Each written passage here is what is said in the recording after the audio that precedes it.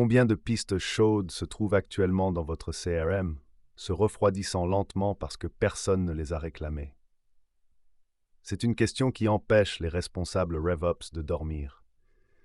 Vous dépensez des milliers de dollars en publicité ciblée, des heures sur des livres blancs de grande valeur et des semaines sur le référencement. Puis, un client potentiel remplit enfin un formulaire. Il est intéressé. Il est prêt. Mais au lieu d'une présentation rapide à un représentant des ventes, il entre dans le milieu désordonné. Le milieu désordonné est cet espace malaisé et indéfini entre un prospect qualifié par le marketing, MQL, et un prospect qualifié par les ventes, SQL.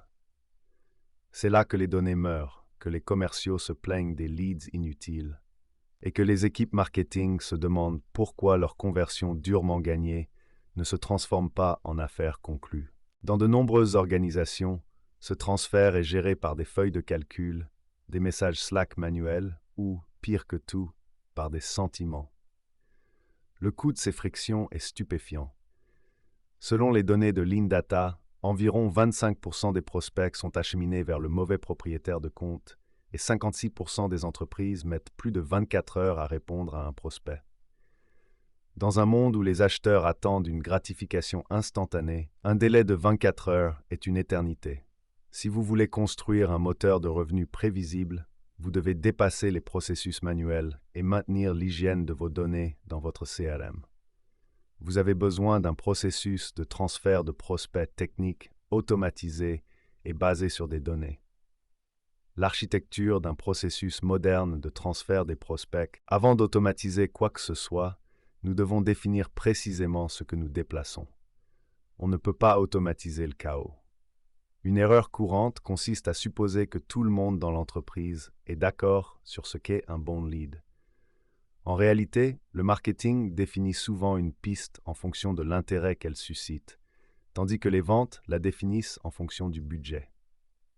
Pour combler ce fossé, nous devons examiner les 3 étapes spécifiques du parcours de l'acheteur. Le lead qualifié par le marketing MQL. Un lead qui a montré suffisamment d'intérêt et correspond au bon profil pour justifier une attention plus poussée. Il n'est pas nécessairement prêt à acheter, mais il est qualifié pour recevoir les meilleurs efforts du marketing. Lead accepté par les ventes. Il s'agit de la poignée de main cruciale, souvent manquée. C'est le moment où le service des ventes examine le MQL et dit « Oui, il répond à nos critères. Je m'en occupe. » Piste qualifiée pour la vente, PQV. Il s'agit du moment où un vendeur a reçu un appel de découverte et a confirmé qu'il existe une réelle opportunité, un calendrier et un budget. Pourquoi est-ce si important? Parce que l'alignement est rentable. Une étude de l'Aberdeen Group a révélé que les organisations fortement alignées enregistrent une croissance de 32% de leur chiffre d'affaires d'une année sur l'autre, alors que leurs homologues moins alignés enregistrent une baisse de 7%. Lorsque le processus de transfert des prospects est automatisé, il élimine la subjectivité qui entraîne des frictions entre ces deux équipes. Approfondissement technique. Modèle avancé de notation des prospects. Si le transfert est le moteur, l'évaluation des prospects est le carburant. Vous ne pouvez pas traiter un prospect qui a téléchargé l'infographie Top 10 Trends de la même manière que quelqu'un qui a passé 10 minutes sur votre page de tarification. L'automatisation vous permet d'évaluer ces actions différemment en utilisant un modèle d'authentification à 2 facteurs pour les leads, l'adéquation et l'intérêt. 1. Le score d'adéquation, Firmogfix. Il s'agit de savoir qui est cette personne. Son entreprise a-t-elle le bon chiffre d'affaires? Est-elle dans le bon secteur d'activité? Son titre de poste est-il directeur ou stagiaire? En utilisant des outils tels que HubSpot ou Salesforce, vous pouvez attribuer automatiquement des points en fonction de ces données démographiques. Si votre client idéal est un PDG d'une entreprise technologique de taille moyenne, il obtient immédiatement 50 points. 2. Le scoring swap. Il s'agit de ce que la personne fait. C'est ici que vous séparez les curieux des acheteurs. Les actions à forte intention, telles que la demande d'une démonstration ou la visite d'une page « Contactez-nous », devraient déclencher des pics de score immédiats. À l'inverse, un clic sur un lien d'email peut n'ajouter que 2 points. Évitez le gonflement des scores. L'une des plus grandes erreurs en matière de RaveOps est de laisser les scores augmenter sans qu'il y ait de baisse. Si un prospect était très actif il y a 6 mois, mais qu'il n'a pas visité votre site depuis, est-il toujours un prospect chaud? Probablement pas. Les leaders techniques utilisent la décroissance du score ou le score négatif. Si un prospect visite votre page carrière, il s'agit peut-être d'un chercheur d'emploi plutôt que d'un acheteur. Vous devez automatiquement soustraire des points pour ce comportement. Cela permet de s'assurer que lorsqu'un lead atteint enfin le seuil MQL, il est réellement prêt pour une conversation. Automatisez le parcours, la logique plutôt que la chance. Une fois qu'un lead atteint le score magique et devient un MQL, où va-t-il? Si votre réponse est vers une boîte de réception générale, vous perdez de l'argent. Le routage traditionnel round robin, où les prospects sont simplement distribués en cercle, est souvent trop simple pour les ventes B2B complexes. Le routage intelligent utilise l'automatisation pour orienter le lead vers la meilleure personne possible pour le travail. Cela peut être basé sur le territoire, envoi du prospect au représentant chargé de la région Nord-Est. Correspondance basée sur le compte. Si un prospect provient d'une entreprise cliente, le système devrait passer le SDR et aller directement au gestionnaire de compte.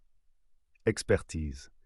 Si le prospect provient d'une entreprise du secteur de la santé, il doit être transmis aux représentants spécialisés dans ce secteur. La raison pour laquelle la rapidité est si importante ici est le facteur speed to lead. En répondant à un prospect dans les 5 minutes, vous avez 21 fois plus de chances de le qualifier que si vous attendez 30 minutes. L'automatisation rend possible cette fenêtre de 5 minutes. En mettant en place des flux de travail qui déclenchent des notifications Slack instantanées ou des alertes SMS aux commerciaux dès qu'un lead est acheminé, vous vous assurez que l'élan de l'acheteur n'est pas perdu. Le côté difficile du RaveOps, les accords de niveau de service, SLA. Vous pouvez avoir le meilleur logiciel du monde, mais si vos collaborateurs ne respectent pas les règles, le système échoue. C'est là qu'intervient l'accord de niveau de service. Il s'agit d'un contrat formel entre le marketing et les ventes. Il définit précisément les responsabilités de chaque équipe. Un accord de niveau de service RevOps typique doit couvrir 3 piliers principaux. Délai d'action initial. Dans quel délai les ventes doivent-elles être contactées? Pour les prospects à fort potentiel, comme une demande de démonstration, le SLA peut être fixé à 2 heures. Pour un participant à un webinaire, il peut être de 24 heures. Persistance. Combien de fois les commerciaux vont-ils essayer de joindre le client potentiel? Trop de représentants abandonnent après 1 ou 2 appels téléphoniques. Un système automatisé peut suivre cet aspect et recycler le lead vers le marketing si le représentant n'atteint pas le seuil de persistance, généralement de 6 à 8 contacts. Boucle de rétroaction. C'est la partie la plus cruciale. Si un commercial rejette un MQL, il doit en donner la raison. Le budget était-il trop faible? Le moment était-il mal choisi? S'agissait-il d'un concurrent? Ces données sont réinjectées dans le modèle d'évaluation des prospects afin de le rendre plus intelligent. Posez-vous la question suivante. Si votre équipe de vente n'est pas tenue de consigner les raisons de l'échec d'une piste, comment votre équipe de marketing peut-elle améliorer son ciblage? Sans ce retour d'information, vous ne faites que jeter des spaghettis au mur. Surmonter les obstacles liés à la pile technologique. Nous parlons souvent des ventes contre le marketing, mais la véritable guerre est généralement celle des outils contre les outils. Lorsque votre équipe marketing vit dans HubSpot et votre équipe commerciale dans Salesforce, les données peuvent se perdre lors de la synchronisation. Un milieu désordonné est souvent causé par des dettes techniques, de vieux flux de travail, des enregistrements en double et des champs mal alignés. C'est pourquoi un audit RaveOps est essentiel. Vous devez examiner votre pile technologique et vous demander si elle vous ralentit. Vos intégrations fonctionnent-elles en temps réel? Vos données sont-elles enrichies automatiquement? La saisie manuelle des données tue les prospects. Si un commercial doit passer 10 minutes à rechercher la taille d'une entreprise sur Google avant de passer un appel, vous perdez l'avantage de la rapidité d'exécution. L'utilisation d'outils d'automatisation pour enrichir les données, en complétant les numéros de téléphone manquants, les profils LinkedIn et le chiffre d'affaires de l'entreprise, permet à votre équipe de vente d'agir rapidement. Le coût de l'ignorance quant à la santé de vos données est élevé. Les mauvaises données coûtent aux entreprises américaines environ 3,1 billions de dollars par an. Si votre processus d'élimination des prospects repose sur des données désordonnées, votre automatisation ne fera qu'accélérer le traitement des prospects erronés. Suivi de la réussite. Les indicateurs qui comptent. Pour savoir si votre nouveau transfert automatisé fonctionne, vous ne devez pas vous contenter du nombre de prospects. Vous devez suivre l'efficacité de la transition. Les indicateurs clés de performance ICP pour le milieu difficile sont les suivants. Le taux de conversion, MQL-SQL. Si ce taux est faible, cela signifie que l'évaluation des prospects est probablement trop facile. Vous envoyez des prospects qui ne sont pas prêts. Temps de réponse moyen des prospects. Vos représentants atteignent-ils la barre des 5 minutes? Si ce n'est pas le cas, où se situe le goulot d'étranglement? Taux d'acceptation des DTS. Quel est le pourcentage de MQL accepté par l'équipe de vente? Si elle rejette 50% de vos leads, il y a un décalage fondamental dans vos définitions. Contribution au pipeline. En fin de compte, quel chiffre d'affaires ces transferts automatisés ont-ils généré? En suivant ces mesures, les responsables RevOps peuvent transformer le messy middle en un entonnoir transparent et mesurable. Vous pouvez voir précisément où un lead est bloqué et appliquer une solution technique plutôt que de pointer du doigt. L'élément humain de l'automatisation. Cela peut sembler contradictoire, mais l'objectif de l'automatisation est de rendre votre marque plus humaine. Lorsqu'un prospect reçoit une réponse rapide et pertinente de la part d'un représentant qui connaît déjà ses problèmes, grâce aux données enrichies et au suivi comportemental, l'expérience semble personnelle. Il a l'impression que vous lui accordez de l'attention. Comparez cela à l'alternative. Un client potentiel remplit un formulaire, n'a aucune nouvelle pendant 3 jours, puis reçoit un courriel générique « Êtes-vous toujours intéressé ?» d'un représentant qui n'a aucune idée des pages qu'il a consultées. La seconde expérience ressemble à une transaction. La première ressemble à un partenariat. Pourquoi RevOps est la clé? Le milieu désordonné existe parce que le marketing et les ventes sont traditionnellement gérés en silos. Le marketing s'occupe des leads et les ventes des deals. RevOps est le ciment qui les unit. RevOps ne prend pas parti.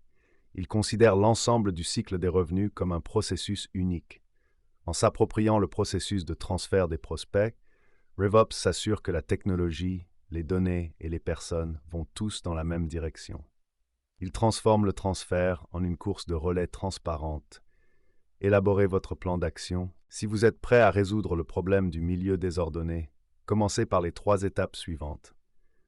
Vérifiez la synchronisation entre votre CRM et votre plateforme d'automatisation du marketing. Les pistes sont-elles transmises en quelques secondes ou y a-t-il un délai?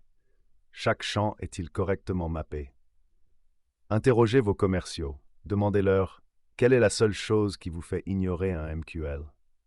Leurs réponses vous indiqueront précisément ce qui doit être ajouté à votre modèle de notation des prospects. Standardisez le retour d'informations. Créez un champ obligatoire intitulé « Lead Disposition ». Si un lead ne se transforme pas en affaire, le système doit exiger une raison avant que le représentant ne puisse passer à autre chose. Le chemin vers un moteur de revenus prévisible ne se trouve ni dans un nouveau hack, ni dans une campagne publicitaire fantaisiste. Il se trouve dans la plomberie. Il se trouve dans les détails techniques de la façon dont un prospect passe du statut de visiteur anonyme à celui de client heureux. Chez Aspiration Marketing, nous sommes spécialisés dans la résolution de ces points de friction. Nous savons qu'une bonne stratégie ne vaut que ce que vaut la technologie qui la soutient. Que vous soyez aux prises avec une intégration complexe entre HubSpot et Salesforce, ou que votre évaluation des prospects relève de la devinette, nous vous aidons à mettre en place un cadre RevOps efficace.